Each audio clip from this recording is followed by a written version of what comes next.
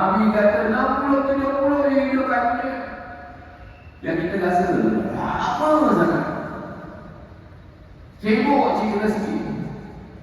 Cari rezeki lah perintah Allah. Tapi bila mana datang perintah yang lebih besar, kena tinggalkan yang kita perintah yang kecil untuk datang pada perintah yang besar. Hari ini manusia sibukkan perkara ni, orang tak faham. Cari rezeki siang malam. Sedangkan rezeki ni adalah ketetapan Allah. Allah dah jamin rezeki kita. Masa bila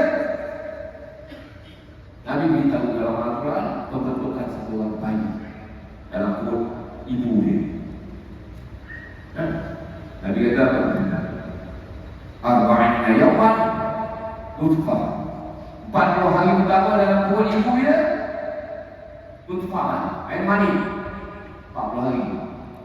Summa yakunu alaqah, alaqatan misla zalik. Dan kemudian berubah alaqah jadi apa? Seketul darah. Misla zalik. Sama juga dengan tadi 40 hari juga. Dan kemudian apa? Summa yakunu mudghatan. Kemudian berubah mengambil jadi seketul daging. Misla zalik. Sama juga 40 hari dia.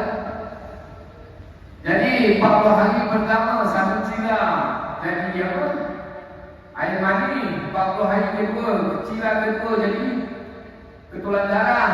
Cila ketiga berubah jadi seketul daging. 3 cila. Sebab tu kata nak ubah, nak dapat perubahan dalam diri kita, keluarlah 40 hari. Kalau 40 hari dulu dapat perubahannya. Dapat perubahan. Takkan kita hidup, kalau mulia pun kita hidup kan kita nak berubah. Nak dulu tak ada duit nak jadi kaya. Orang sakit nak sihat kita nak berubah kan. Jadi kalau dalam kehidupan beragama pun kita nak berubah lah.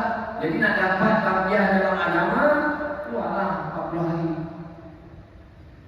Dan nak dapat roh agama dalam roh 4 bulan. Siapa sedia insyaAllah? 4 bulan. Macam pagi tadi